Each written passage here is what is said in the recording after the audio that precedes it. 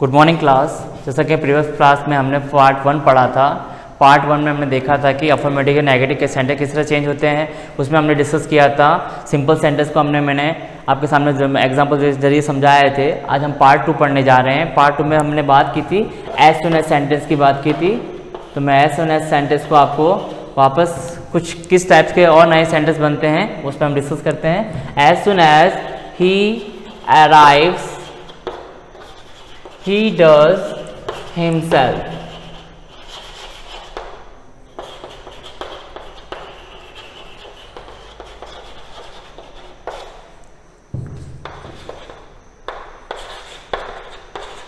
As soon as I had reached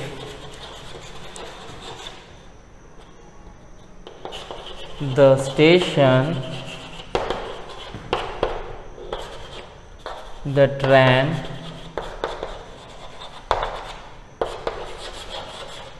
left.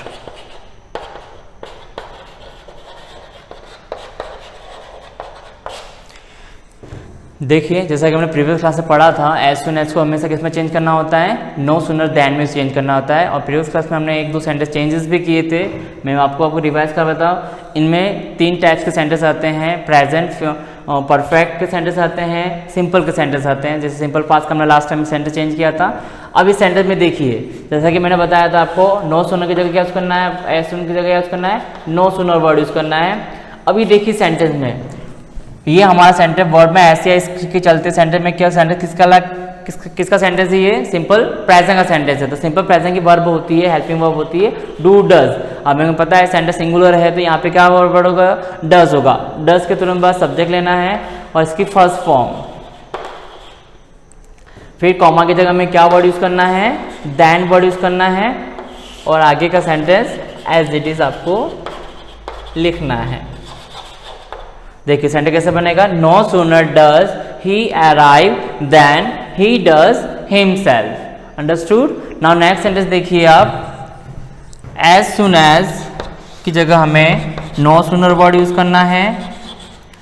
हमारा जो sentence है ये पास्ट प्रेजेंट परफेक्ट का सेंटेंस है। तो पहले हमें यहाँ पे हैड प्लस आई का आई और रीच द स्टेशन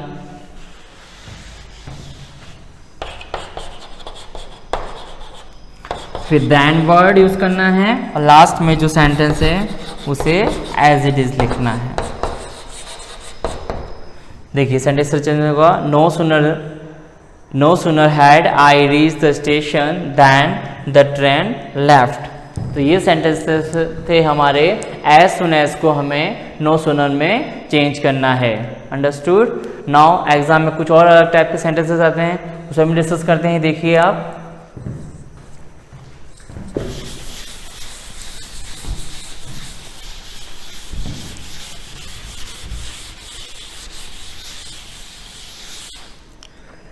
देखिए आपने एग्जाम में और प्रीवियस क्लास में बहुत बार देखा होगा, डिग्री जो सेंटेंस होते हैं, आपने डिग्री पढ़ी होगी आपने सेंटेंस में। डिग्री के सेंटेंस किस तरह से होते हैं, आपको जैसे डिग्री होती है, फर्स्ट हमारी होती है पॉजिटिव, सेकंड होती है कंपैरेटिव और थर्ड होती है superlative.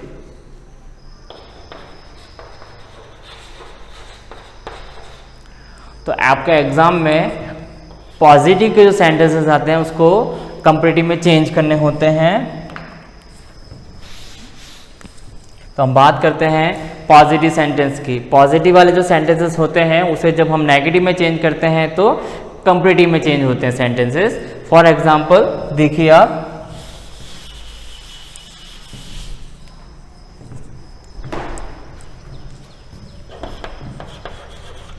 He is as tall as you. Ram was so wise as I. देखिए मैंने आपके सामने 2 एग्जाम्पल दिए हैं, दोनों ही एग्जाम्पल पॉजिटिव सेंटेंस के हैं। जैसा कि मैंने आपको बताया कि पॉजिटिव सेंटेंस हमेशा किसमें चेंज होता है, कौन सी डिग्री में चेंज होता है, कंप्लीट डिग्री में चेंज होता है। और कंप्लीट डिग्री में कैसे चेंज होगा, ये सेंटेंस इसका क्या बन जाएगा, नेगेटिव बन जाता है। जैसा कि हमारा अभी कंटिन्यू टॉपिक चल रहा है affirmative to negative sentence change करने। तो जब भी सेंटेंस पॉजिटिव डिग्री का सेंटेंस अफर्मेटिव सेंटेंस में हो तो उसको जब भी हम चेंज करते हैं सेंटेंस, तो कंपेरेटिव का नेगेटिव सेंटेंस बनता है। समझ में आया? देखिए फिर से रिपीट कर रहा हूं मैं सेंटेंस को आपको। जब भी सेंटेंस पॉजिटिव डिग्री का सेंटेंस अफर्मेटिव में हो तो जब इसको सेंटेंस को चेंज करेंगे तो कंपेरेटिव में नेगेटिव में चेंज होगा। तो देखिए वो सेंटेंस कंपेरेटिव में चेंज कर रहा हूं। You are not taller than he. देखिए ये सेंटेंस बना कंपेरेटिव का। तो जैसा कि मैंने बताया जब भी सेंटेंस पॉजिटिव का अफर्मेटिव हो तो नेगेटिव में किसका बनता है, कंपेरेटिव डिग्री का बनता है। तो मैंने चेंज किया है। देखिए कंपेरेटिव डिग्री में फर्स्ट क्या होता है, जो लास्ट सेंटेंस जो सब्जेक्ट होता है वो फर्स्ट में ले लेते हैं। तो you are not taller than he. जैसा कि मैंने इस सेंटेंस को नेगेटिव में चेंज किया। ये सेंटेंस अफर्मेटिव का था, उसको मैंने नेगेटिव में चेंज किया। पॉजिटिव डिग्री का सेंटेंस अफर्मेटिव में हो तो नेगेटिव में कंपेरेटिव डिग्री का सेंटेंस बनता है। नाउ नेक्स्ट सेंटेंस देखिए आप। Ram was so wise as I. तो इसका बनेगा I am not wiser than Ram. ठीक है, तो देख लीजिए आपके सामने सेंटेंस मैंने पॉजिटिव डिग्री का जो अफर्मेटिव सेंटेंस था उसको नेगेटिव के मैंने कंपेरेटिव में चेंज कर दिया, कंपेरेटिव में चेंज हुआ। अंडरस्टूड? कुछ 2-3 एग्जांपल और समझते हैं सेंटेंसेस में।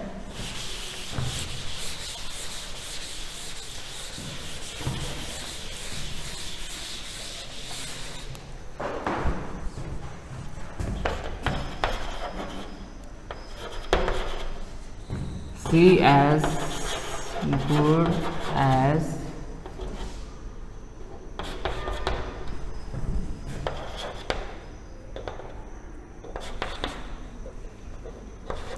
I am so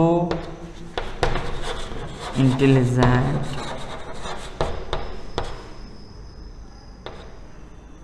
as you। देखिए 2 एग्जाम्पल अब मैंने आपके सामने और दिए रखे हैं। ये सेंटेंस किससे चेंज होते देखिए। फर्स्ट में जैसा कि मैंने ये सेंटेंस इम्परेटिव अफर्मेटिव का सेंटेंस है, अफर्मेटिव का पॉजिटिव का सेंटेंस है। कैसे पता चल रहा है, सेंटेंस में क्या आया हो, एज वर्ड आते हो। Second thing so as word आता हो, वो सेंटेंस पॉजिटिव का कहलाता है। जब भी इसको पॉजिटिव का सेंटेंस हो, अफर्मेटिव सेंटेंस हो, उसको नेगेटिव में चेंज करते हो तो कंपेरेटिव में चेंज होता है। देखिए फर्स्ट होगा आई एम नॉट गुड। आपको पता है जैसे कि गुड, बेटर, बेस्ट। तो better than C. I am not better than C. Now next sentence देखिए आप। You are not more intelligent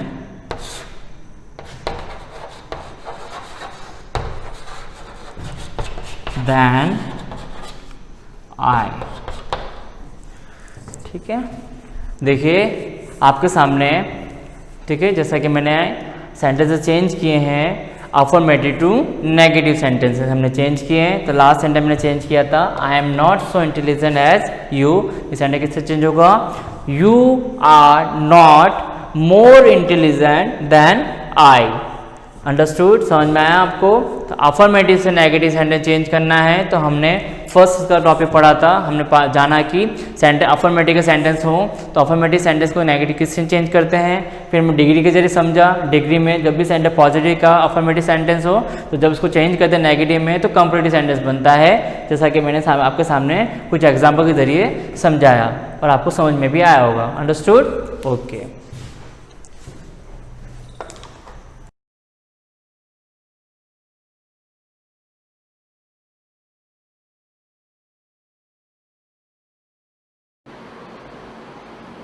good morning students. Last class में हम मोशन को देख रहे थे कि जैसे कि हमने देखा था 1D मोशन क्या होता है, 2D क्या होता है और 3D क्या होता है। तो वन डायमेंशनल मोशन में अगर कोई ऑब्जेक्ट है, वन डायमेंशनल मोशन में क्या है कि only for one coordinate change होंगे, या तो x के चेंज होंगे या y के चेंज होंगे या z के चेंज होंगे। तो उस मोशन को हम क्या बोलते हैं, 1D मोशन। और 1D जो मोशन होता है वो क्या होता है, एक डायरेक्शन में होता है, या तो x में होगा या y में होगा या z में होगा। तो हम उसको कह सकते हैं मोशन इन ए लाइन,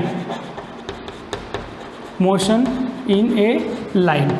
क्या बोलते हैं, मोशन इन ए लाइन। ठीक है, वापस एक बार रिवाइज करो हम। 2D मोशन, ये जो मोशन था वो कौन सा था, 1D मोशन। और 1D मोशन में ओनली फोर क्या होता है, वन कोऑर्डिनेट चेंज होते हैं। दूसरा हमने देखा था 2D मोशन, और 2D मोशन में क्या होते हैं कि only two coordinate are change. कितने कोऑर्डिनेट चेंज, दो कोऑर्डिनेट कोई भी चेंज है कि जैसे कि x चेंज हो रहा है और ये y चेंज हो रहा है। तो x, ये x और ये y, तो x अगर ऑब्जेक्ट ऐसे आगे बढ़ रहा है, ये आगे बढ़ रहा है ऑब्जेक्ट, तो इसका x भी क्या हो रहा है, चेंज हो रहा है। x कितना चेंज हुआ, तो x इतना चेंज हुआ, y कितना चेंज हुआ, तो y इतना चेंज हुआ। तो ये जो मोशन है ये इस प्लेन पर हो रहा है। क्या हो रहा है, प्लेन पर हो रहा है। तो इस मोशन को क्या कहते हैं, मोशन इन प्लेन। क्या कह सकते हैं हम, मोशन इन ए प्लेन। क्योंकि जब आपके पास x भी है और y भी है तो वो क्या हो सकता है, ये प्लेन, जैसे कि ये बोर्ड है, ये बोर्ड के एक तरह का प्लेन है, क्योंकि इसके पास x भी है, इसके पास y भी है, पर z नहीं है, z नहीं है क्योंकि बाहर से निकला हुआ नहीं है। तो इस वाली सरफेस को हम क्या बोलते हैं, प्लेन सरफेस। तो ये जो मोशन हो रहा है वो कहाँ पर हो रहा है, प्लेन पर हो रहा है। तो 2D मोशन हमेशा कहाँ पर होता है, प्लेन पर होता है, इसलिए मोशन इन ए प्लेन भी हम इसको बोलते हैं। ठीक है, 3D मोशन, तो 3D मोशन में क्या होता है, तीनों कोऑर्डिनेट चेंज होते हैं कि क्या होते हैं कि x भी चेंज होगा, y भी चेंज होगा। जैसे कि ये प्लेन ऐसे उड़ा, ये हवा में गया ऊपर और ये ऐसे मुड़ गया। तो ये जो मोशन है इसको हमने कौन सा मोशन बोला था, 3D मोशन। इसके बाद हमने बोला था, जो मोशन के बारे में पढ़ा था वो कौन कौन से मोशन के बारे में पढ़ा था, तो हमने पढ़ा था लीनियर, रेक्टिलिनियर, लीनियर या रेक्टिलिनियर मोशन। ठीक है, तो लीनियर या जिसको हम कह सकते हैं रेक्टिलिनियर,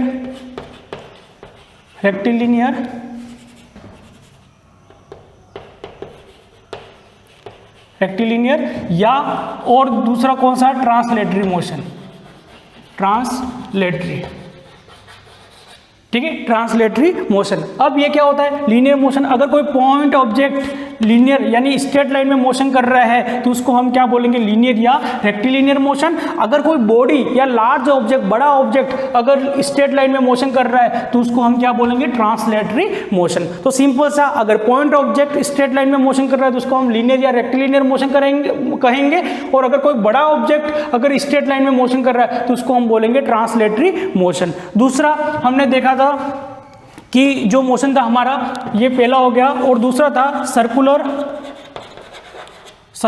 और रोटेशनल मोशन, सर्कुलर और रोटेशनल मोशन। ठीक है, तो सर्कुलर और रोटेशनल मोशन कौन सा होगा, अगर कोई पॉइंट ऑब्जेक्ट है, सपोज ये कोई पॉइंट है, कौन सा ऑब्जेक्ट है, पॉइंट ऑब्जेक्ट है, ये पॉइंट ऑब्जेक्ट, अगर ये कोई पॉइंट ऑब्जेक्ट है, सर्कुलर पाथ में क्या कर रहा है, मोशन कर रहा है, ये सर्कुलर पाथ में मोशन कर रहा है, तो इस वाले मोशन को हम क्या कहेंगे, सर्कुलर मोशन। क्यों, क्योंकि पॉइंट ऑब्जेक्ट कर रहा है। अगर पॉइंट ऑब्जेक्ट सर्कुलर पाथ में मोशन करता है तो उसको हम क्या बोलेंगे, सर्कुलर मोशन। अगर कोई बड़ा ऑब्जेक्ट है, कोई लार्ज बड़ा ऑब्जेक्ट है, जैसे कि ये कोई बड़ा ऑब्जेक्ट है, अगर ये बड़ा ऑब्जेक्ट इस सर्कुलर पाथ में मोशन करेगा तो ये क्या, पॉइंट ऑब्जेक्ट नहीं है, बड़ा ऑब्जेक्ट है, लार्ज ऑब्जेक्ट है, तो इस वाले मोशन को हम क्या बोलेंगे, रोटेशनल मोशन। जैसे फैन चल रहा है हमारे ऊपर, तो वो फैन कैसा है, लार्ज ऑब्जेक्ट है, कोई पॉइंट ऑब्जेक्ट नहीं है, तो हम उसके जो मोशन है उसको कौन सा मोशन कहेंगे, रोटेशनल मोशन, क्योंकि वो सर्कुलर पाथ में मोशन कर रहे हैं ऐसे ऐसे, और वो कैसा है, बड़ा ऑब्जेक्ट है, तो उस मोशन को हम बोलेंगे रोटेशनल मोशन। अगर पॉइंट ऑब्जेक्ट सर्कुलर पाथ में मोशन करता है तो उसको हम क्या बोलेंगे, लीनियर मोशन। ठीक है, अब एक मोशन होता है, कौन सा होता है कि ऑसिलेटरी मोशन। थर्ड कौन सा, ऑसिलेटरी मोशन। और ऑसिलेटरी मोशन क्या होता है, तो ऑसिलेटरी मोशन होता है कि जैसे कि ये कोई एक रिजिड स्टैंड है हमारा, यहाँ से एक रोड को हमने लटकाया, फ्री है यहाँ से, अब यहाँ पर हमने एक ये पेंडुलम लगा दिया। अब इस पेंडुलम की ये जो पोजीशन है, ये अभी खड़ा है, तो इस वाली पोजीशन को हम कहेंगे मीन पोजीशन। कौन सी पोजीशन कहेंगे, मीन पोजीशन। Mean position. अब इसको मीन पोजीशन से हमने थोड़ा डिस्टर्ब किया, यानी थोड़ा इधर खींचा हमने, ये एक्स डिस्प्लेस करवाया। अब जैसे हम इसको खींचेंगे ये ऐसे आएगा, ठीक है। अब जैसे यहाँ से हमने फ्री किया तो हम देखेंगे कि पेंडुलम इधर जाएगा, इधर आएगा, वापस इधर जाएगा, वापस मीन पोजीशन पर आएगा, फिर इधर जाएगा, फिर मीन पोजीशन पर आएगा, रुकेगा नहीं और इधर जाएगा। यानी पेंडुलम क्या कर रहा है, ऑसिलेट कर रहा है। क्या कर रहा है, ऑसिलेट कर रहा है। तो इस मोशन को हम कौन सा मोशन कहते हैं, ऑसिलेटरी मोशन। यानी इसकी डेफिनेशन हम बनाए तो क्या हो सकता है, to and fro about mean position to and fro. कौन सा मोशन, टू एंड फ्रो का मोशन अबाउट मीन पोजीशन, यानी टू फ्रो, ट्रू यानी टू और फ्रॉम, टू एंड फ्रॉम, तो इसको हम क्या बोलते हैं, to and fro about mean position. तो ऐसे मोशन को हम क्या, कौन सा मोशन कहते हैं, तो ऐसे मोशन को हम बोलते हैं oscillatory motion when object move, या motion to and fro about mean position. तो ऐसे मोशन को हम कौन सा मोशन कहते हैं, ऑसिलेटरी मोशन कहते हैं, ठीक है। तो अब हमने देखा लीनियर, रेक्टिलिनियर, या हम कह सकते हैं ट्रांसलेटरी मोशन। कौन सा, कि अगर पॉइंट ऑब्जेक्ट स्ट्रेट लाइन में मोशन कर रहा है तो लीनियर या रेक्टिलिनियर मोशन कहेंगे, ठीक है। अगर कोई बड़ा ऑब्जेक्ट स्ट्रेट लाइन में मोशन कर रहा है तो कौन सा बोलेंगे, ट्रांसलेटरी मोशन, ठीक है। अगर कोई पॉइंट ऑब्जेक्ट सर्कुलर पाथ में रोटेट मोशन कर रहा है तो उसको क्या बोलेंगे, सर्कुलर मोशन। अगर कोई बड़ा ऑब्जेक्ट सर्कुलर पाथ में मोशन करता है तो उसको हम बोलते हैं रोटेशनल मोशन, ठीक है। ऑसिलेटरी मोशन, ऑसिलेटरी मोशन का एग्जांपल क्या है, पेंडुलम। पेंडुलम को जैसे हम क्या करेंगे, डिस्टर्ब करेंगे, ये एक्स इधर जाएगा, वाई यानी एक्स, ये प्लस का एक्स हो गया और ये क्या हो गया, माइनस का एक्स हो गया, यानी ऐसे मोशन कर रहा है पेंडुलम। घड़ी की वो में देखा होगा आपने कि पेंडुलम कैसे मूव करता है, तो उस मोशन को बोलते हैं टू एंड फ्रो का मोशन अबाउट मीन पोजिशन। तो to and fro motion about mean position, ठीक है। तो ऐसे मोशन को हम क्या बोलते हैं, ऑसिलेटरी मोशन कहते हैं। यानी मीन पोजीशन के इधर जाना और मीन पोजीशन से इधर आना, कौन सा मोशन है, टू एंड फ्रो का मोशन है। और टू एंड फ्रो के जो मोशन होता है उसी को हम क्या बोलते हैं, ऑसिलेटरी मोशन होता है, ठीक है। तो ये ऑसिलेटरी मोशन का एक दूसरा मोशन होता है वाइब्रेटरी मोशन या वाइब्रेशन, जिसको कहते हैं वाइब्रेटरी मोशन या वाइब्रेशन जिसको कहते हैं। उसमें क्या होते हैं, तो उसमें क्या होता है, बहुत सारे पार्टिकल्स होते हैं जिनके अंदर क्या होते हैं, वाइब्रेशन होता है, और वो ऐसे वाइब्रेट करते हैं, ऐसे ऐसे क्या करते हैं, वाइब्रेट करते हैं, ठीक है। तो ये भी वाइब्रेटरी जो मोशन है वो भी किसके अंदर आता है, ऑसिलेटरी मोशन के अंदर ही आता है, ठीक है। तो वाइब्रेटरी मोशन किसको कहेंगे, तो वाइब्रेटरी मोशन भी क्या है, to and fro about mean position, वही क्या है, वाइब्रेटरी मोशन है। अब हमको समझना है पॉइंट ऑब्जेक्ट या पॉइंट मास, क्योंकि फिजिक्स के जितने भी लॉ बने हुए हैं, चाहे आइंस्टीन के लॉ हो, चाहे न्यूटन्स के लॉ हो, वो सारे किसके लिए बने होते हैं, तो वो सारे बने होते हैं पॉइंट ऑब्जेक्ट के लिए। तो पॉइंट ऑब्जेक्ट को हमको समझना है, हेडिंग है हमारी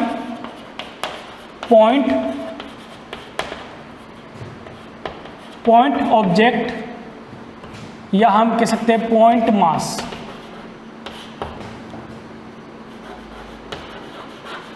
पॉइंट मास, ठीक है। हम कब किस ऑब्जेक्ट को पॉइंट ऑब्जेक्ट बोलेंगे या बॉडी बोलेंगे। अगर बॉडी है इसका मतलब बड़ी होगी, और पॉइंट जैसे मैं वर्ड बोलूँ, नेमली डिफाइंड है, पॉइंट और बॉडी दोनों वर्ड कैसे नेमली डिफाइंड है, कि अगर मैंने बोला बॉडी तो आपके दिमाग में डायरेक्ट आएगा हाँ बॉडी मतलब कोई बड़ी चीज़ की बात कर रहे हैं सर, जैसे कि ये।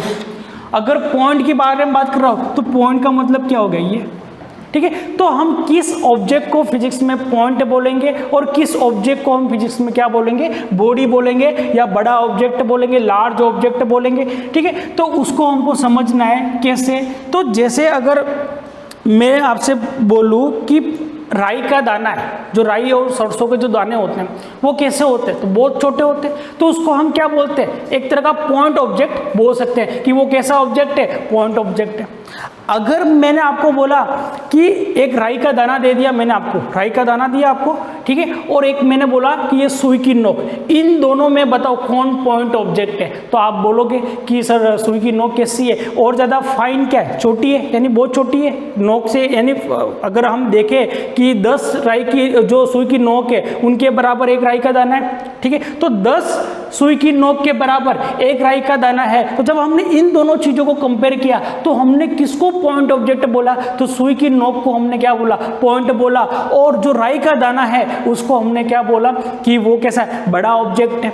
क्योंकि जब हम दो चीजों का कंपेयर करते हैं फिजिक्स में तो हम किसको पॉइंट ऑब्जेक्ट बोलेंगे, तो जो छोटा होगा उसको हम क्या बोलेंगे, पॉइंट ऑब्जेक्ट। तो ये जो पॉइंट ऑब्जेक्ट है या पॉइंट मास है ये एक तरह का रिलेटिव टर्म है। क्या है, एक तरह का रिलेटिव टर्म है, ठीक है, कि हमको कब और कब किसको हमको पॉइंट ऑब्जेक्ट बोलना है और कब हम किसी को बॉडी बोलेंगे। तो जब मैंने आपको राई का दाना दिया तो आपने क्या बोला, उसको पॉइंट ऑब्जेक्ट है सर, ठीक है। पर जैसे ही मैंने सुई दी आपको और सुई की नोक के साथ कंपेयर करने को बोला तो 10 सुई की नोक के बराबर क्या था, 1 राई का दाना था। तो आपने किसको पॉइंट ऑब्जेक्ट बोला, तो सुई की नोक को पॉइंट ऑब्जेक्ट बोला। अगर मैंने आपको क्या दे दिया, एटम दे दिया, और एटम को कंपेयर करना है सुई की नोक को, तो 1000 सुई के नोक के 1000 एटम किसके बराबर होते हैं, 1 सुई के नोक के बराबर होते हैं, ठीक है। तो अब पॉइंट ऑब्जेक्ट कौन है, तो एटम क्या है, पॉइंट ऑब्जेक्ट है। तो यहां पर जब दो चीजों को आप कंपेयर करते हो तभी आप बता सकते हो कि कौन सा पॉइंट ऑब्जेक्ट है और कौन सा लार्ज या बड़ा ऑब्जेक्ट है, ठीक है। तो जब मैंने आपको राई का दाना दिया तो वो तब क्या था, वो सिंगल था, तो वो पॉइंट ऑब्जेक्ट था हमारे लिए फिजिक्स के हिसाब से, ठीक है। जब मैंने आपको सुई की नोक और राई का दाना दोनों के बीच में पूछा तो आपने बोला सर सुई की नोक कैसी है, पॉइंट ऑब्जेक्ट है, राई का दाना तो बड़ा है, यानी 10 सुई की नोक 1 राई के दाने के बराबर है। जब मैंने आपको दिया कि सुई की नोक और मैंने आपको एटम के बारे में पूछा तो आपने बोला कि सर 1000 एटम किसके बराबर है, 1 सुई के नोक के बराबर है। इसका मतलब एटम कैसा है, पॉइंट ऑब्जेक्ट है, और सुई कैसा है, लार्ज ऑब्जेक्ट है। तो हम जब दो चीजों को कंपेयर करेंगे तब हम बता पाएंगे कि एक पॉइंट ऑब्जेक्ट है और एक बॉडी है, ठीक है। तो पॉइंट ऑब्जेक्ट फिजिक्स में कब बोलेंगे और बॉडी कब बोलेंगे, जब हमारे पास दो चीजें प्रेजेंट हो और दोनों को कंपेयर करके हम बता सकते हैं कि ये पॉइंट है और ये क्या है, एक तरह का ऑब्जेक्ट या बॉडी है, ठीक है।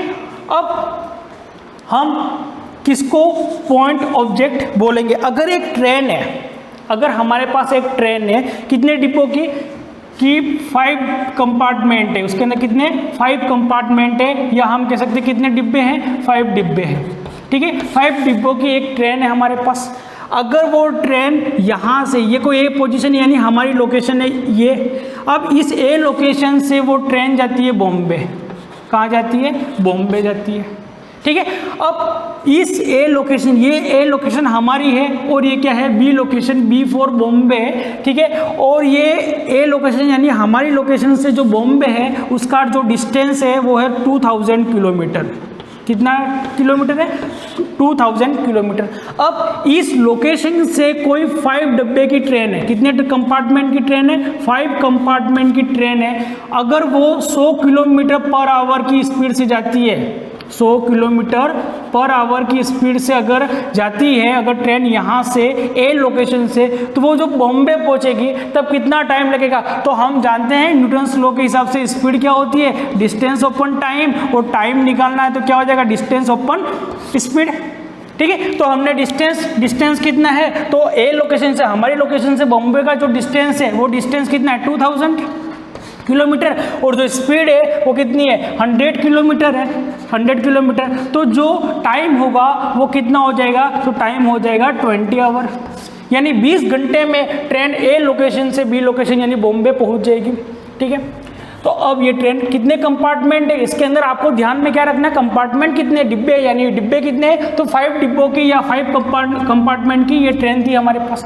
अब हमने क्या किया, चालाकी की, और चालाकी से क्या किया हमने, ट्रेन की डिब्बों की संख्या 10 कर दी।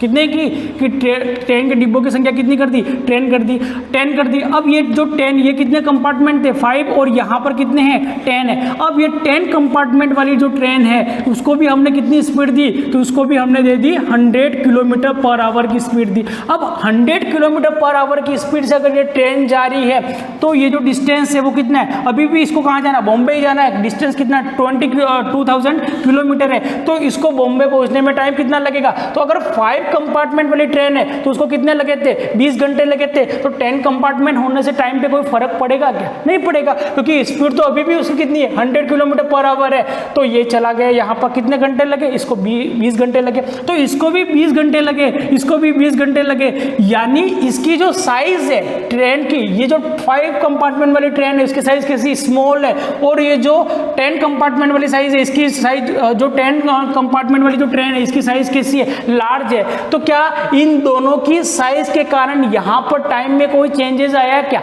नहीं आया, क्या आया, नहीं आया। तो अगर किसी भी ऑब्जेक्ट की साइज उसके मोशन को अफेक्ट नहीं करती, ध्यान से सुनना, अगर किसी भी ऑब्जेक्ट की साइज उसके मोशन को अफेक्ट नहीं करती तो उस ऑब्जेक्ट को हम कंसीडर करते हैं एज अ पॉइंट ऑब्जेक्ट। क्या कंसीडर करते हैं, एज अ पॉइंट ऑब्जेक्ट। अब ट्रेन की जो साइज है उस साइज के कंपेयर में ट्रेन ने कितना डिस्टेंस ट्रेवल किया, तो 2000 किलोमीटर डिस्टेंस उसने ट्रैवल किया। यानी इसके साइज के कंपेयर में इसने जो डिस्टेंस ट्रैवल किया वो कैसा है, बहुत ज्यादा डिस्टेंस ट्रैवल किया उसने।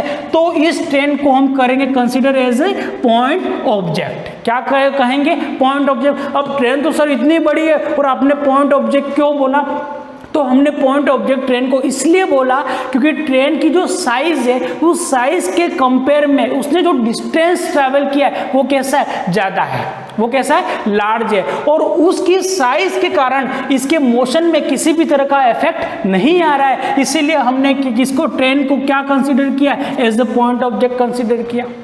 ठीक है। अब तो दूसरा एग्जांपल मैं ले रहा हूं, जैसे कि ये एक पोल है, ये एक पोल है जिसकी थिकनेस या हम कह सकते हैं चौड़ाई, पोल की चौड़ाई कितनी है, तो 0.5 मीटर चौड़ाई है, जबकि ये बहुत ज़्यादा हो गया 0.5 मीटर, पर फिर भी हमने मान लिया इतना 0.5 मीटर इसकी चौड़ाई है। अब एक ट्रेन है हमारे पास, यहाँ पर ये 5 कंपार्टमेंट वाली ट्रेन है, कितने डिब्बे हैं इसके अंदर, 5 डिब्बे।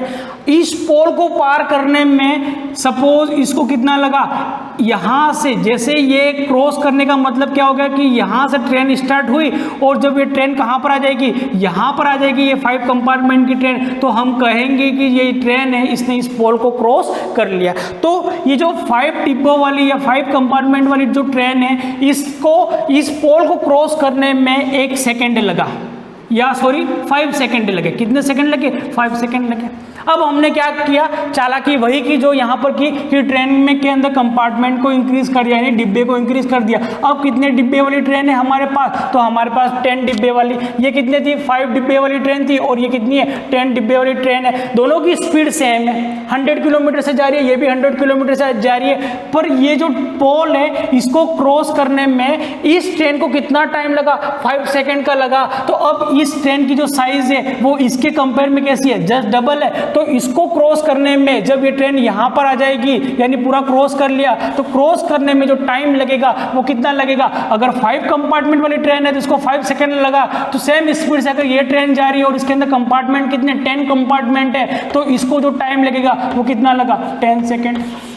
क्या लगा, 10 सेकेंड। यानी यहां पर साइज ऑफ ट्रेन क्या करती है, मैटर करती है। अगर साइज ऑफ ट्रेन कैसी है, बड़ी है, तो इस पोल को क्रॉस करने में टाइम कैसा लगा, ज्यादा। अगर साइज इसकी कैसी, छोटी है, कम कंपार्टमेंट है, तो टाइम कैसा लगा, कम लगा। तो यहां पर ट्रेन को हम एज ए कंसीडर करेंगे लार्ज ऑब्जेक्ट या बॉडी, क्योंकि इसकी साइज ने इसके मोशन को अफेक्ट किया, इसके मोशन को अफेक्ट किया कि इसको क्रॉस करने में कितना समय लगा। अगर साइज को इंक्रीज कर दिया तो 10 सेकंड लगा, अगर साइज कम थी तो इसको टाइम कितना लगा, 5 सेकंड। और यहां पर इसकी साइज को, इसके साइज ने मोशन को अफेक्ट नहीं किया, तो हमने इसको क्या कंसीडर किया, एज अ पॉइंट ऑब्जेक्ट। अगर इसने, तो सिंपल सा इसको समझना क्या कि अगर किसी भी ऑब्जेक्ट की साइज उसके मोशन को अफेक्ट करती है तो उसको हम पॉइंट ऑब्जेक्ट कंसीडर नहीं करेंगे, और अगर किसी ऑब्जेक्ट की साइज उसके मोशन को अफेक्ट नहीं करती है तो उसको हम क्या करेंगे, एज अ पॉइंट ऑब्जेक्ट, चाहे वो ऑब्जेक्ट कितना भी बड़ा हो, चाहे वो ऑब्जेक्ट कितना भी बड़ा हो। तो हमने बोला था ना कि जब हम सन के पास खड़े हैं तो मून को हमने क्या लिया था, एज अ पॉइंट ऑब्जेक्ट। क्यों, क्योंकि जब हम वहां से, क्योंकि वो डिस्टेंस ही इतना ज्यादा है कि मून हमको कैसा दिखता है, एज अ पॉइंट ऑब्जेक्ट। ठीक है। तो अगर मोशन को इफेक्ट करेगा तो हम उसको बॉडी बोलेंगे, और अगर मोशन को इफेक्ट नहीं करेगी साइज तो उसको हम क्या बोलेंगे, इज अ पॉइंट ऑब्जेक्ट। ठीक है, तो बाकी हमको जो पॉइंट और ऑब्जेक्ट के बारे में जो भी पढ़ना है वो हम नेक्स्ट क्लास में इसको कंटिन्यूस करेंगे। थैंक यू, धन्यवाद।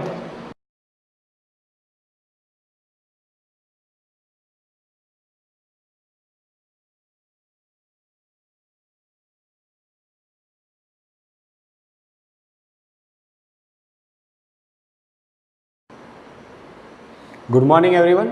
जैसा आप जानते हो हमने राइबोसोम सेल ऑर्गेनल के बारे में स्टार्ट किया था और हमने इसके बारे में जो भी बेसिक कैरेक्टरिस्टिक्स है, जैसे इसको आइसोलेट किसने किया था, इसको नाम किसने दिया था, और दूसरे जो साइंटिस्ट हैं इन्होंने कहाँ पे इसको ऑब्जर्व किया था, जैसे विशिया फाबा के बारे में हमने देखा था। उसके बाद जो जनरल इसके जो मेन पॉइंट होते हैं, जैसे ये साइटोप्लाज्म के अंदर होता है तो ये कैसा राइबोसोम होगा, फ्री राइबोसोम। फ्री राइबोसोम्स का मतलब क्या हो जाएगा कि ये जो साइटोप्लाज्म होता है आपका सेल का, उसके अंदर क्या करते हैं, ये फ्लोट करते हैं। इसके बाद आपका जो बाउंड राइबोसोम्स होगा, बाउंड राइबोसोम मतलब किसी की मेम्ब्रेन पे, मतलब आपके जो सेल ऑर्गेनल है उसकी मेम्ब्रेन से अगर अटैच है तो उसको हम क्या कहते हैं, बाउंड राइबोसोम्स कहते हैं। और हम जानते हैं बाउंड राइबोसोम जो होते हैं वो किसकी हेल्प से अटैच होते हैं, तो जैसे मैं आपको बता दूं, ये आपका यूँ समझ लीजिए राइबोसोम्स है, इसके बारे में भी हम देखेंगे। तो ये यूँ समझ लीजिए किसी सेल की क्या है, मेम्ब्रेन है, तो ये क्या हो जाएगी, किसी सेल के ऑर्गेनल की क्या हो जाएगी, ये मेम्ब्रेन हो जाएगी।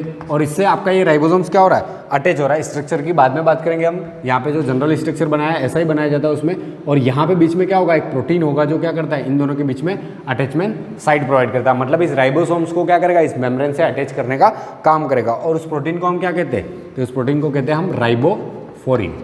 क्या कहते हैं, ribophorin.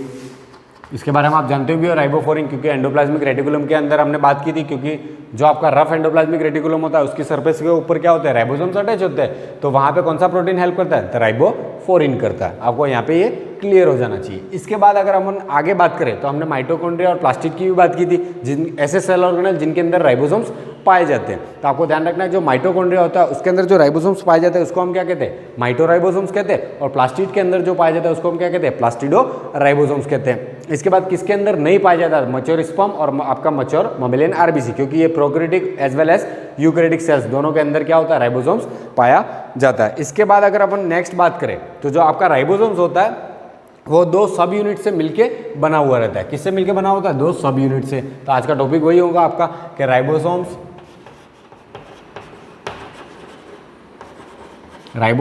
Is made up of two sub units. अब ये सब यूनिट्स क्या होता है, तो आपको जो राइबोसोम्स है वो अकेला पार्ट नहीं होता, मतलब पूरा राइबोसोम जो होता है उसके अंदर दो सब यूनिट्स होते हैं। क्या होते हैं, दो सब यूनिट होते हैं। कैसे, जैसे आपका एंडोप्लाज्मिक रेटिकुलम है उसके अंदर 3 पार्ट्स होते हैं, यानी 3 एलिमेंट्स होते हैं। अपन टाइप्स की बात नहीं कर रहे, टाइप्स में क्या हो जाता है, आपका RER और SER होता है। तो इसमें भी टाइप्स की बात करें, 2 टाइप्स के होते हैं, 70S और 80S टाइप के। लेकिन हम यहाँ पे क्या बात कर रहे हैं कि भले 70S हो या 80S हो, ये किससे मिलके बने होते हैं, आपके दो सब यूनिट से मिलके बने होते हैं। और ये सब यूनिट होते हैं कौन से, तो एक होता है आपका लार्जर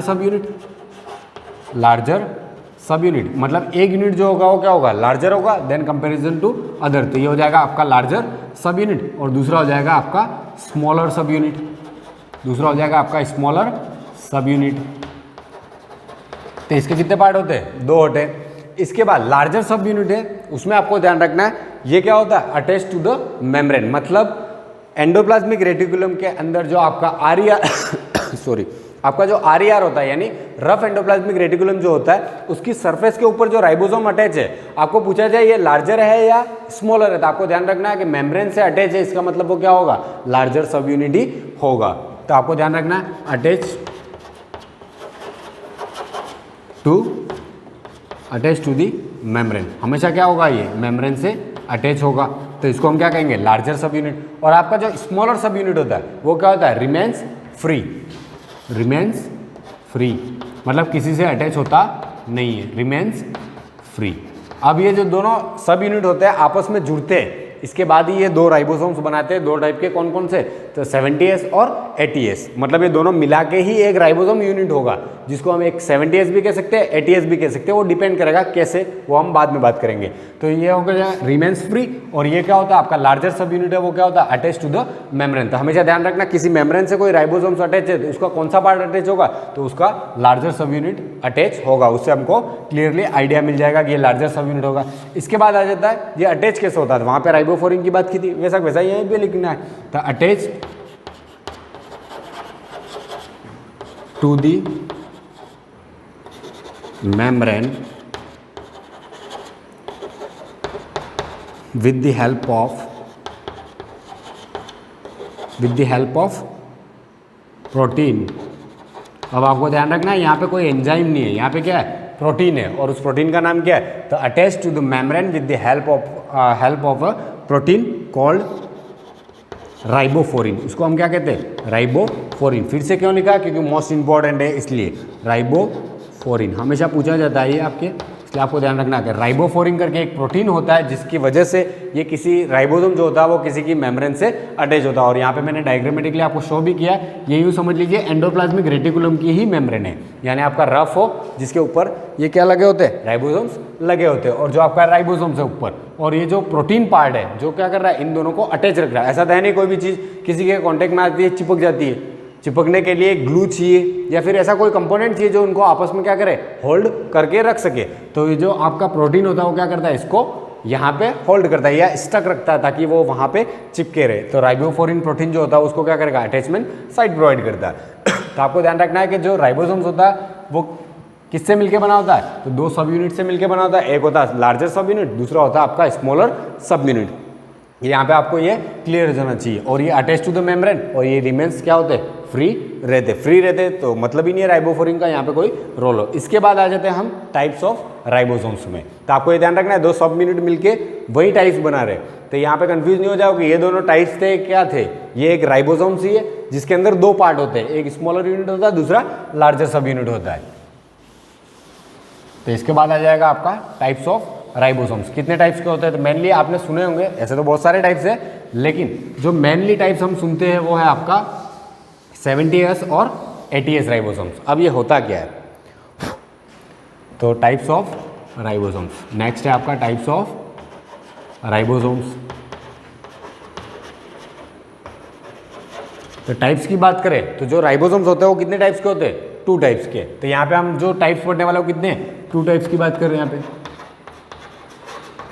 कितने टाइप्स का होता है, 2 टाइप्स, यानी टाइप्स ऑफ राइबोसोम्स। तो यहाँ पे हो जाएगा 2 टाइप्स। हम कितने टाइप्स के बारे में बात कर रहे हैं, 2 टाइप्स की, जो मेनली वही डिस्कस किया जाता है। एक हो जाएगा आपका 70S राइबोसोम्स, क्या हो जाएगा 70S ribosomes,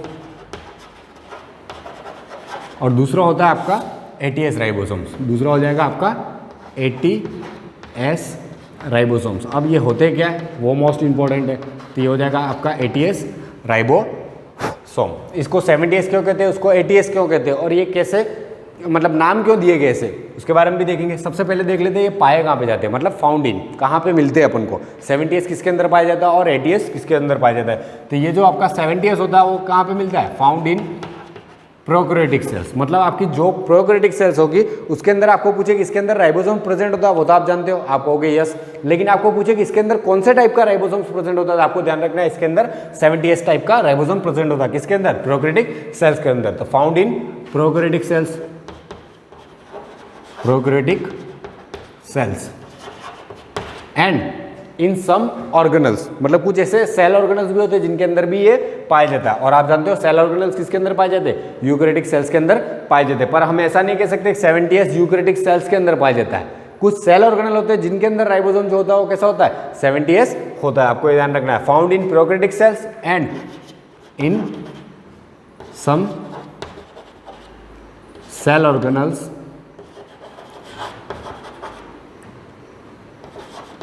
cell organelles like, कौन कौन से, तो यहाँ पे ध्यान रखना है, एक तो आपका माइटोकॉन्ड्रिया, माइटोकॉन्ड्रिया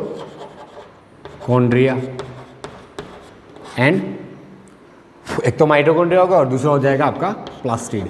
कौन सा, प्लास्टिड।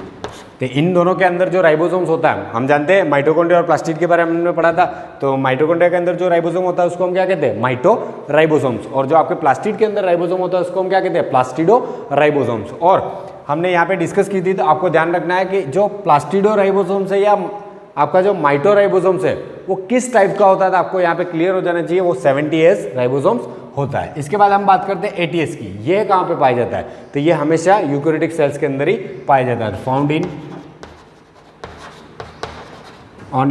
इन यूकैरियोटिक सेल्स, सीधा लिख सकते हैं अपन यूकैरियोटिक सेल्स। तो जो आपकी यूकैरियोटिक सेल्स होती है उन्हीं के अंदर ये पाया जाता है, इसलिए कुछ आगे डिस्कस करने की जरूरत नहीं है, क्योंकि यूकैरियोटिक सेल्स के अंदर जितने भी सेल ऑर्गेनेल्स है तो सबके अंदर तो पाया नहीं जाता, पर माइटोकॉन्ड्रिया और आपका जो प्लास्टिड है तो वहाँ पे कंफ्यूज नहीं होना, इनके अंदर जो होता है वो कौन सा होगा, तो यहाँ पे आ जाएगा आपका 70S। बाकी साइटोप्लाज्म के अंदर प्रेजेंट हो या फिर आपके ER की मेम्ब्रेन के ऊपर अटैच हो, वहाँ पे जो राइबोसोम होगा वो कौन सा होगा, ATS राइबोसोम्स होगा। तो यहाँ पे आपको क्लियर हो जाना चाहिए ये ATS और 70S क्या है। इसके बाद ये सब यूनिट्स मिलके कैसे बने होते हैं, तो 70S की अगर अपन बात करें तो 70S जो राइबोसोम्स होता है आपका 70S राइबोसोम, इसके अंदर 2 यूनिट होंगे, क्योंकि हमने बात की थी कि आपका जो राइबोसोम होता है उसके अंदर 2 यूनिट्स होते हैं, कौन कौन से, लार्जर सब यूनिट और स्मॉलर सब यूनिट, और ये मिलके ही एक राइबोसोम यूनिट बनाएंगे। मतलब आपका जो 70S राइबोसोम कह रहे तो इसके अंदर 2 यूनिट होंगे, कौन से, लार्जर और स्मॉलर। तो हम देख लेते हैं, आपका जो 70S राइबोसोम्स है उसके अंदर होगा एक लार्जर सब यूनिट और दूसरा होगा स्मॉलर सब यूनिट। तो ये कौन कौन से होते हैं, तो जो आपका 70S राइबोसोम होता है 2 यूनिट से मिलकर बना होता है, एक होगा लार्जर और दूसरा होगा स्मॉलर। तो लार्जर सब यूनिट जो होता है वो कौन सा होता है, वो होता है आपका 50S, ठीक है। और आपको पूछा जाए स्मॉलर सब यूनिट, आप कहोगे 20S, पर ऐसा होता नहीं है, आपका जो स्मॉलर सब यूनिट होता है वो होता है आपका 30S। तो आप यहाँ पे कंफ्यूज हो जाओगे कि जैसे भाई 50S और 30S दोनों को मिला के क्या होता है, 80S, पर आपको ध्यान रखना हम मैथ नहीं, हम बायोलॉजी पढ़ रहे हैं, और बायोलॉजी के अंदर 50 और 30 मिला के यहाँ पे 70 ही होगा, 80 नहीं हो सकता। ये कौन सा मैथमेटिक का रूल है हुआ, तो यहाँ पे मैथमेटिक का रूल नहीं लगता, मैं आपको बता देता हूँ। हमने यहाँ पे एक यूनिट इस्तेमाल की है जिसको हम कहते हैं S, पीछे जो हम पढ़ रहे हैं इसको क्या कह रहे हैं, S कह रहे हैं। और इस S का मतलब क्या होता है, इस S का मतलब यहाँ पे मैं नोटिफाई कर देता हूँ ताकि आपको क्लियर हो जाए। जो आपका राइबोसोम्स है उसके पीछे जो S लगा हुआ है इसको कहते हैं हम सेडिमेंटेशन कोएफिशिएंट। क्या कहते हैं,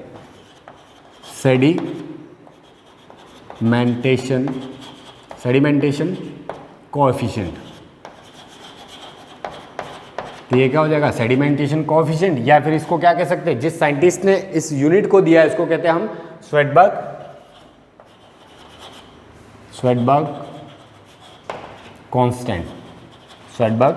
कांस्टेंट भी कहा जाता है इसको। अब ये होता क्या है, सेडिमेंटेशन कोएफिशिएंट और स्वेडबर्ग कांस्टेंट होता क्या है, तो जो आपके राइबोसोम्स होते हैं उनकी जो सब यूनिट है, मतलब ये समझ लिए लार्जर सब यूनिट है वो अकेला है, तो ये जब सेडिमेंट होता है, मतलब जब ये सेटल डाउन होता है तब ये 50S ही होगा, और आपका जो स्मॉलर सब यूनिट है वो भी 30S ही होगा। लेकिन जब ये एक साथ सेटल होते हैं, मतलब 50S और 30S दोनों मिलके एक साथ सेटल हो रहे हैं, मतलब आपस में अटैच हो रहे हैं और एक साथ अटैच हो रहे हैं, तो ये क्या होगा, 50S और 30S मिलके 70S बनाएंगे, ना कि 80S बनाएंगे। आपको यहाँ पे क्लियर हो जाना चाहिए कि जब ये सेटल डाउन होते हैं अकेला होगा तो 50S ही रहेगा, और स्मॉलर जो है वो भी 30S ही रहेगा, और दोनों साथ में जुड़े हुए हैं, जब दोनों साथ में जुड़े हुए और दोनों साथ में सेटल हो रहे हैं, तो आपको ध्यान रखना 50S और 30S दोनों जब साथ में सेटल होंगे तब ये क्या बनाएंगे, 70S बनाएंगे। यहाँ पे कंफ्यूज होना नहीं है। और दोनों को जब सेपरेट किया जाएगा तब भी आपको ध्यान रखना है कि लार्जर सब यूनिट और स्मॉलर सब यूनिट मिलके जब 70S बना रहे, और जब इन दोनों को सेपरेट करेंगे हम,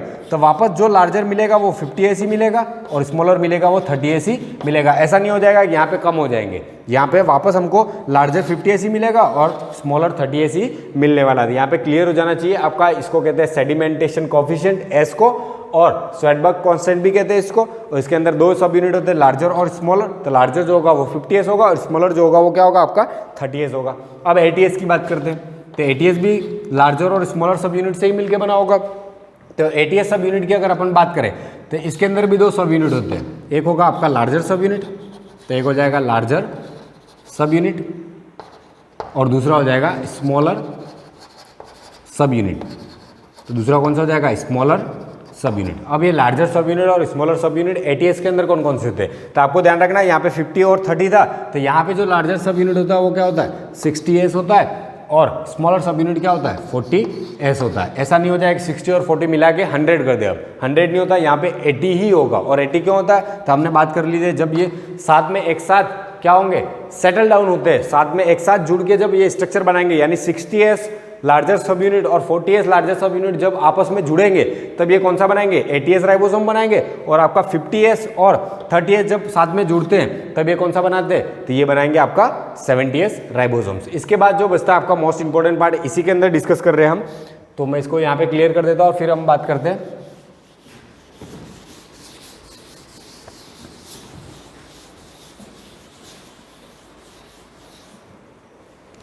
आपका जो राइबोसोम होता है वो क्या होता है, राइबोन्यूक्लियोप्रोटीन होता है। क्या होता है, राइबोन्यूक्लियोप्रोटीन। तो ribosome is made up of ribonucleoprotein, मतलब किससे मिलके बना होता है, तो दो लार्जर और सब यूनिट तो हमने देख लिया, लेकिन वो स्ट्रक्चर किससे बना हुआ रहता है। जैसे आपका घर है तो इसको हम क्या कहते हैं, होम कहते हैं, लेकिन ये होम बना किससे, आपका ईंटों से बना है, सीमेंट से बना है, इसमें आपने सैंड इस्तेमाल किया यानी रेत से बना है।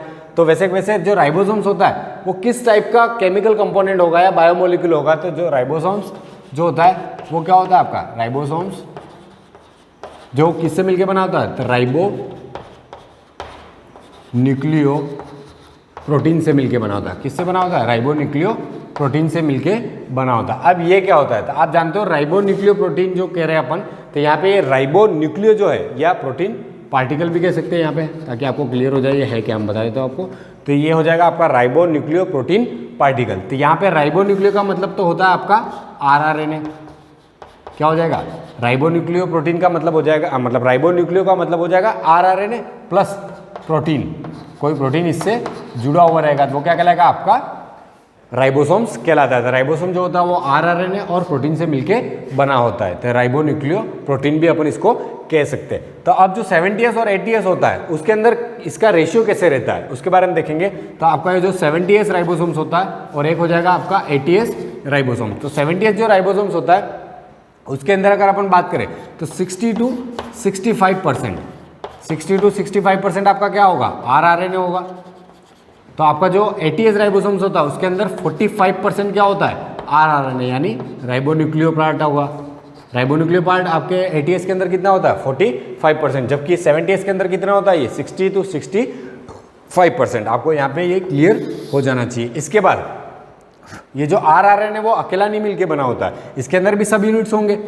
तो ये जो आपका 70s के अंदर जो आपका 60 to 65% RRNA बनेगा वो 3 यूनिट से मिलके बना होता है। एक होता है आपका 23S, दूसरा हो जाएगा आपका 5S और तीसरा हो जाएगा आपका 16S। कौन सा हो जाएगा, 16S। तो आपको ध्यान रखना है ये जो 23S और 5S जो है वो मिलके बनाते हैं आपका 50S। क्या बनाएंगे, 50S। और ये क्या हो जाएगा आपका लार्जर सब यूनिट। क्या हो जाएगा, लार्जर सब यूनिट। तो लार्जर सब यूनिट भी फर्दर अगर डिवाइड करें अपन तो 23 और 5S के अंदर मिलके बना होता है, लेकिन इन दोनों को जब सेटल डाउन होते हैं तो यहाँ पे कम नहीं हो रहे, यहाँ पे ज़्यादा हो जाते हैं और ये 50S बनाते हैं। और आपका जो 16S है वो अकेला मिलके क्या बनाएगा, स्मॉलर सब यूनिट। किसकी बात करें अपन, 70S की थी, इसमें जो 16S है वो क्या बना लेगा आपका, यहाँ पे 50 है, यहाँ पे हो जाएगा आपका 30S।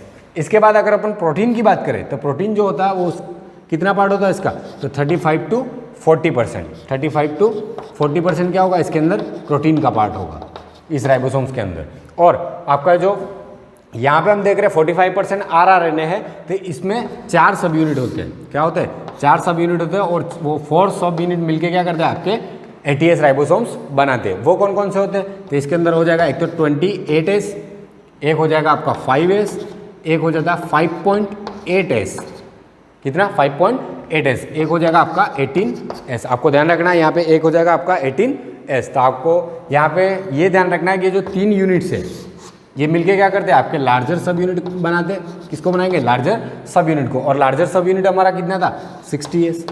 और ये जो आपका 18S है वो अकेला मिलके क्या बनाएगा, आपका स्मॉलर सब यूनिट बनाएगा। और वो स्मॉलर सब यूनिट अपना कितना था, 40S। आपको क्लियर हो जाना चाहिए यहाँ पे। तो 45% हो गया RRNA। इसके बाद अपन RRNA की बात कर रहे हैं, यहाँ पे यूँ समझ लेना कि 18S जो होता है वो RRNA का पार्ट है और बाकी 28, 5 और 5.8 क्या हो जाएगा, स्मॉलर सब यूनिट। फिर बाकी जो रिमेनिंग बचेगा वो क्या होगा, आपका प्रोटीन होगा। तो इसमें जो प्रोटीन होता है वो कितना होता है, 55%। कितना होगा, प्रोटीन का पार्ट होता है इसके अंदर 55%। यहाँ पे क्लियर हो जाना चाहिए। अकेला 18S मिलके 40 कैसे बनाएगा, इसमें प्रोटीन का पार्ट भी है। इसके बाद 40S बनाएगा। तो आपको यहाँ पे क्लियर हो जाना चाहिए। इसके बाद अगर अपन बात करें तो इसके स्ट्रक्चर की भी बात आती है, लेकिन हम स्ट्रक्चर की बात यहाँ पे नहीं कर सकते क्योंकि हमारे पास इतना ज़्यादा टाइम है नहीं। तो हम स्ट्रक्चर और इसके जो फंक्शन है वो हम नेक्स्ट वीडियो में डिस्कस करेंगे। बाकी यहाँ पे ये आपको क्लियर हो जाना चाहिए 70s और 80s के बारे में, और इसका जो स्ट्रक्चर है वो हम क्या करेंगे नेक्स्ट वीडियो में डिस्कस करेंगे, फंक्शन और स्ट्रक्चर के बारे में। Thank you.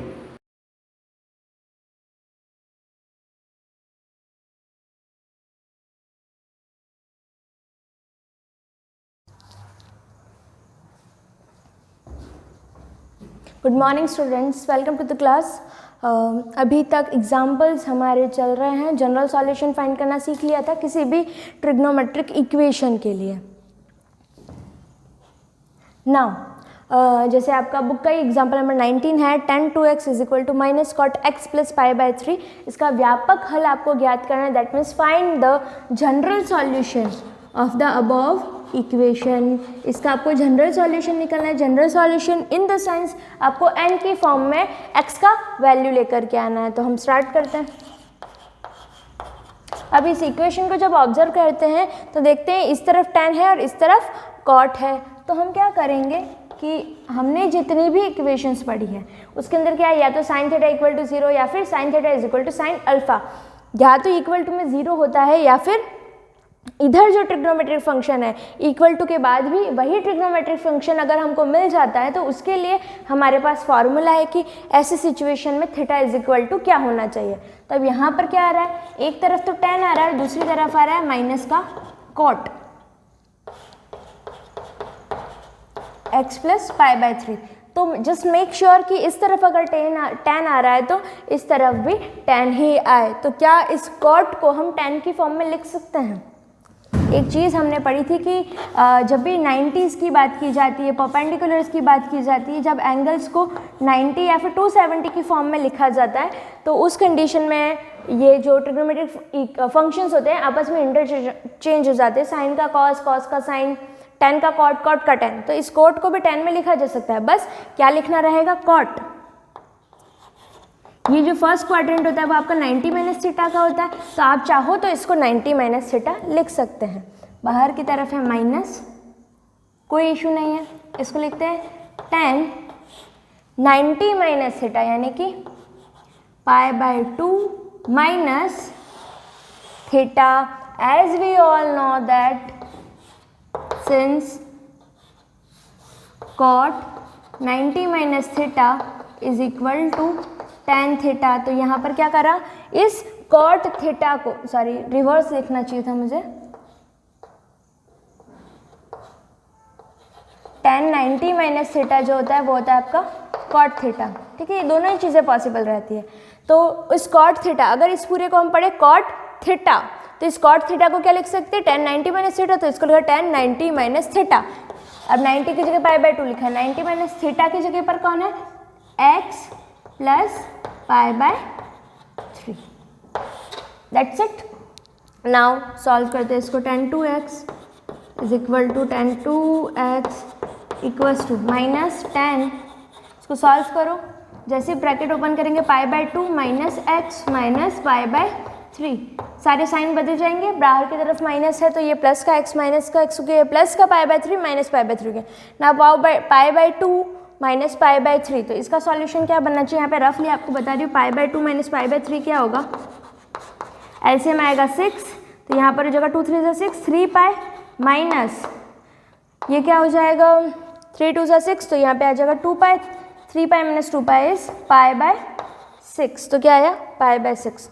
तो यहाँ पर आ जाएगा पाई बाय 6 माइनस x, या फिर x माइनस पाई बाय 6, कुछ भी लिखो, दैट इज tan 2x। अब एक और चीज़ हम जानते हैं, cos minus x is equal to cos x होता है। उसके अलावा सारे जितने भी होते हैं, cos के अलावा sec भी ये चीज़ फॉलो करता है, बाकी उसके अलावा जितने भी है उसके लिए क्या होता है, जैसे sine theta is equal to sine minus theta is equal to minus sine theta, वैसे ही tan minus theta is equal to minus tan theta. तो आप इस चीज़ को ऐसे लिख सकते हैं, ये जो आपके पास लिखा है माइनस tan थीटा, इसको आप लिख सकते हो tan ऑफ माइनस थीटा। तो माइनस थीटा यानी कि अंदर वाले सारे साइन बदल जाएंगे, माइनस का पाई बाय 6 ये माइनस हो जाएगा प्लस का, ठीक है। अब tan 2x, अब दोनों तरफ ये आ रहा है, आपको वैल्यू चाहिए, किसका वैल्यू चाहिए, you want the value of general solution, आपको जनरल सॉल्यूशन चाहिए। तो यहाँ से मैं ये चीज़ इरेज कर रही हूँ, ये सारा नोट कर लेना आप।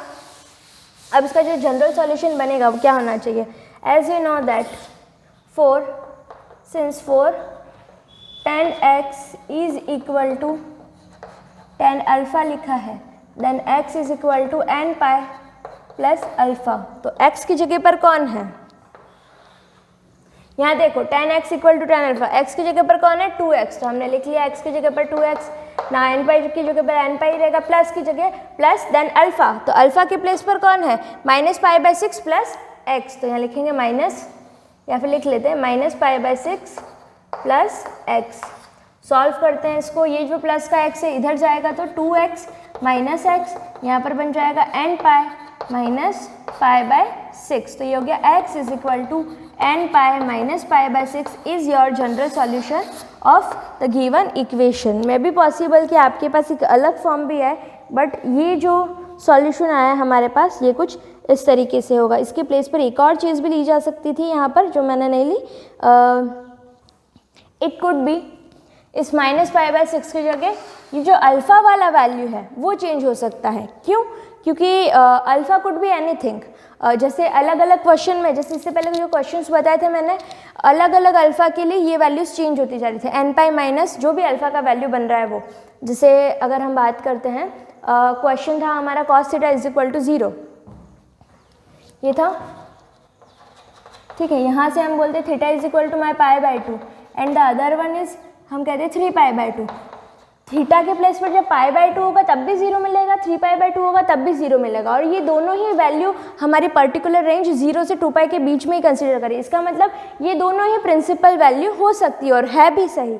तो this is also principal value, this is also principal value. तो अल्फ़ा के प्लेस पर ये भी हो सकता है और ये भी हो सकता है, दोनों में से कोई भी यूज़ किया जा सकता है। वैसे ही इस -π/6 की जगह पर कुछ और भी हो सकता है। वो कुछ और क्या पॉसिबिलिटी है, यहाँ पर हमने कहा कि हमारा जो tan का वैल्यू बन रहा है दैट इज़ यहाँ पर जो आ रहा है माइनस कॉट। अब यहाँ हमने माइनस को कंसीडर नहीं लिया था, ओवरऑल अगर पूरा लेते तो हमको पता चल जाता π/2 की फॉर्म में इसको लिखना था, π/2 की फॉर्म में, यानी कि एक तो 90 माइनस थीटा लिया हमने, हम चाहते 90 प्लस थीटा भी ले सकते थे, लेकिन इस क्वाड्रेंट में tan जो होता है वो नेगेटिव होता है, तो इस पूरे के प्लेस पे हम लिख सकते हैं tan 90 प्लस थीटा। तो जो भी आंसर आ रहा होता वो चीज़ यहाँ पर आती। तो it could be different but the procedure is the same. इस तरीके से आपको ये क्वेश्चन करने रहेंगे। अब नेक्स्ट क्वेश्चन देखते हैं।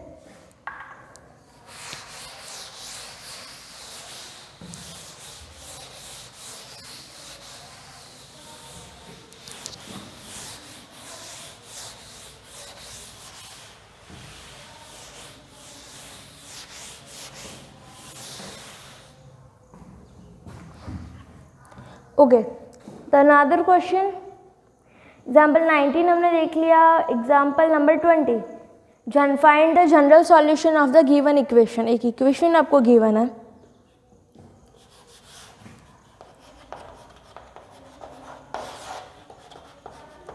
फाइंड जनरल सॉल्यूशन यानी कि व्यापक हल आपको निकालना है। Equation is like this, sin 2x minus sin 4x plus sin 6s x is equal to 0। तो ये क्वेश्चन है। ओके, नाउ स्टार्ट करते हैं सॉल्यूशन।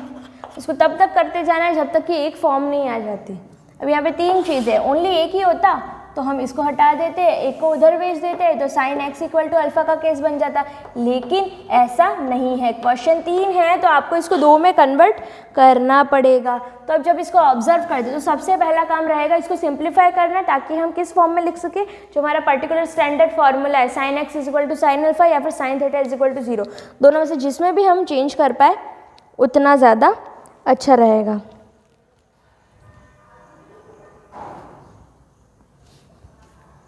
अब इसके बाद देखते हैं, इसको जब ऑब्जर्व करते हैं तो हम देखते हैं यहाँ पे फॉर्मूला बन रहा है sin a minus sin b या फिर sin a plus sin b। आपको दोनों में से जो अच्छा लगे यू कैन डू दैट। जैसे मैंने पहले ले लिया sin a plus sine B.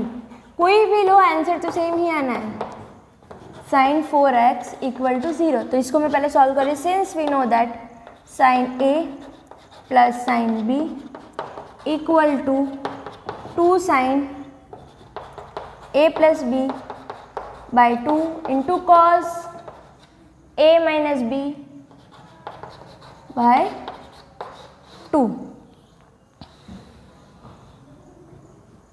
ठीक है, नाउ सॉल्व इट। ए के प्लेस पे कौन है 2x और b के प्लेस पे 6x। Just put the values. तो इसकी प्लेस पे हम लिख सकते हैं 2 sine a plus B by 2 यानी कि 2x plus 6x upon 2 into cos a minus B यानी कि 2x माइनस 6x अपॉन 2, और यहाँ पर माइनस का साइन 4x चल ही रहा है, दैट इज इक्वल टू 0। इसको सॉल्व करते हैं, 2 साइन 8x अपॉन 2 यानी कि 4x कॉस, अब यहाँ देखो आ जाएगा माइनस 4x अपॉन 2 यानी minus 2x। As we all know that cos of minus x is equal to cos x। उसी तरीके से यहाँ हो जाएगा cos of minus 2x that would be cos 2x। Positively directly मैंने लिख लिया। Now minus sine 4x that is equal to 0। That's it, यहाँ तक ये हो गया। अब दोनों को जब ऑब्जर्व कर रहा है तो वी गेट टू नो कि यहाँ पर भी साइन 4x आ रहा है, यहाँ पर भी आ रहा है। पूरे में से हम चाहे तो साइन 4x कॉमन निकाल सकते हैं। तो साइन 4x जब हमारा कॉमन निकलेगा, इसका नेक्स्ट स्टेप हम देखते हैं। इसके बाद का मैं आपको यहाँ ऊपर वाली स्टेप पे ही बताती।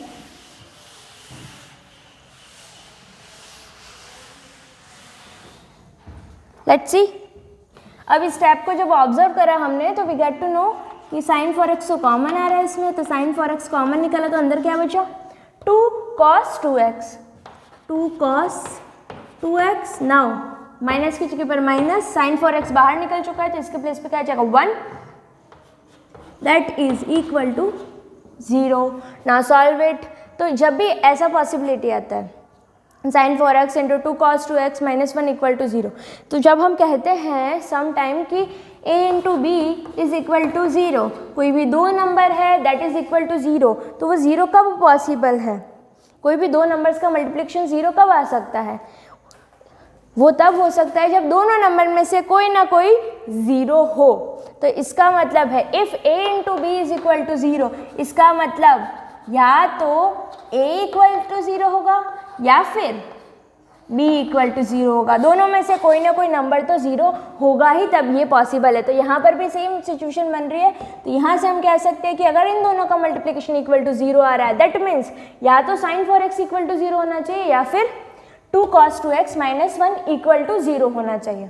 तो यहाँ से हम डायरेक्टली कह सकते हैं therefore sine 4x that is equal to 0, और या फिर ये भी पॉसिबल है कि 2 cos 2x minus 1 equals to 0। अब ये दो पॉसिबिलिटीज़ हैं, तो हमको नहीं पता कि यहाँ पर कौन सा एप्लीकेबल रहेगा, तो हम दोनों के लिए वैल्यूज़ फाइंड करेंगे। दोनों के लिए अपना अपना एक x का वैल्यू होगा जो होगा in the form of general solution, यानी कि n की फॉर्म में आंसर लाएंगे।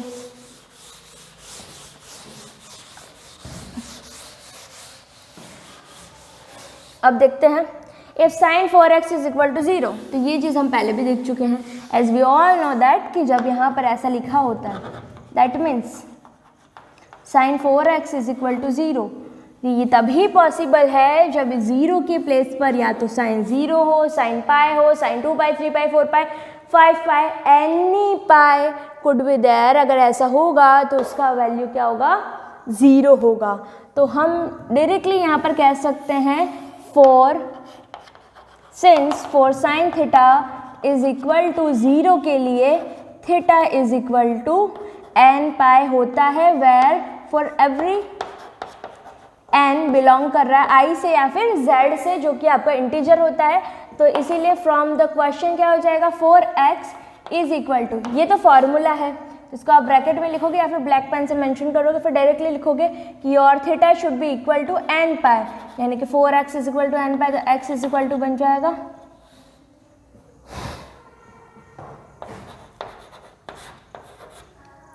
n pi by 4।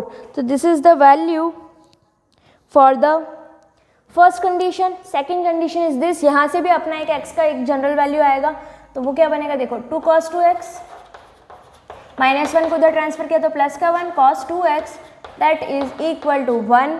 Now you can directly say कि cos 2x is equal to, we all know that कि cos की वैल्यू जब भी 0 होगी तब वैल्यू बताएगा 1, जब भी उसकी वैल्यू 2 पाई होगी, 3 पाई होगी, 2 पाई होगी या फिर 4 पाई होगी, तो 2 पाई इन द सेंस पाई कहेंगे तो -1 हो जाएगा।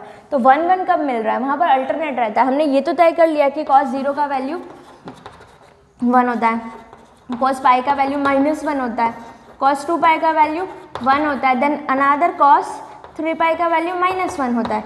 जब ऑब्जर्व करते हैं वी गेट टू नो कि अब जैसे नेक्स्ट वाला लिया 4 पाई, उसका वैल्यू +1 होगा, तो हमको पता चला कि जब भी cos का जो एंगल है वो पाई होता है तो आंसर तो 1 आता है, लेकिन इट कुड भी +1 और -1, दोनों में से कुछ भी हो सकता है। तो +1 कब मिल रहा है, -1 कब मिल रहा है, जब इसका जो मल्टीपल है, यहाँ पर जो भी मल्टीपल है वो अगर तो ऑड होता है, ऑड मतलब 1 पाई, 3 पाई, 5 पाई, 7 पाई, इस तरीके से ऑड होता है तब उसका वैल्यू -1 आता है। तो ऑड के लिए हम यूज़ करते हैं 2n -1 या फिर 2n +1, तो 2n + लिख दिया, दोनों ही मैंने, दोनों में से कोई भी लेते हो वो चलेगा, ठीक है, वैदर यू यूज़ 2n + 1 या फिर 2n - 1 कुछ भी। तो 2n + -1 पाई के लिए -1 रहता है, और cos 2n पाई के लिए इवन नंबर के लिए यानी कि 2 पाई, 4 पाई, 6 पाई, 8 पाई, इन सब के लिए वैल्यू रहता है 1। तो डायरेक्टली आप इस चीज़ को लिख सकते हो cos, दोनों तरीके से पॉसिबिलिटी थी यहाँ पर, आप चाहे इसको लिखते हैं 2n पाई, या फिर अगर इसको आप एज प्रिंसिपल सॉल्यूशन अगर फाइंड करना चाह रहे तो डायरेक्टली लिख सकते हैं cos 0 लिख लो, cos 0 नहीं लिखना तो 2 पाई लिख लो, क्योंकि 2 पाई अपन प्रेफर करते हैं, cos 2 पाई ले लिया। तो यहाँ से cos theta is equal to cos alpha, since for cos theta is equal to cos alpha, इसके लिए theta is equal to 2n pi plus alpha, 2n pi plus minus alpha रहता है। तो अब यहाँ पर क्वेश्चन क्या बन जाएगा, therefore 2x is equal to 2n pi plus minus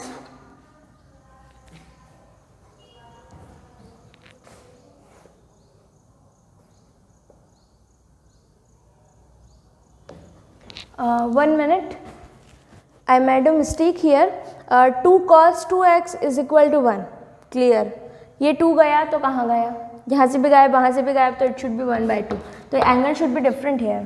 तो यहाँ पर जो हमने लिखा है 1/2, तो cos के अंदर 1/2 किसका वैल्यू होता है, cos 60 डिग्री का, तो cos 60 डिग्री को लिखते हैं π/6, तो अल्फा की जगह पर आपके पास आएगा π/6, ठीक है। इसको करेक्ट कर लेना, ये 2 इधर से ट्रांसफर होगा तो डिवाइड हो जाएगा 1/2, तो इसके प्लेस पर cos की फॉर्म में क्या लिख सकते हैं, cos π/6 यानी cos 30 लिख दिया मैंने, π/6, 60 का वैल्यू ये होता है ना, this is π/3 and this is also π/3। ना इसको सॉल्व करते हैं हम, तो क्या होगा, ये x इज इक्वल टू 2 उधर डिवाइड में चला जाएगा तो ये हो जाएगा 2 से 2 cancel, n pi plus minus इधर भी डिवाइड हो जाएगा, 3 2 = 6, so x is equal to n pi plus minus π/6 is your answer. You have 2 answers in the question, x is equal to n pi/4 and the second one is n pi plus minus π/6। अब इसके बाद के जो भी questions है आपको attempt करने हैं, इसके बाद का एक एग्जांपल मैं लिख लेती हूँ, ये जैसे 21 था तो एग्जांपल नंबर 22 लिख लो,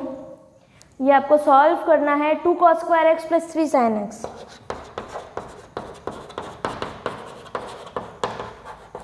इक्वल टू 0। अपना दिमाग लगाना है, जहाँ फार्मूला लग रहा है वहाँ अप्लाई करो, इतने सारे फार्मूलाज पढ़े, कुछ ना कुछ अप्लाई होगा, एट द एंड x का जनरल वैल्यू हम फाइंड करेंगे, ठीक है। Till then keep practicing and press the subscribe button, thank you.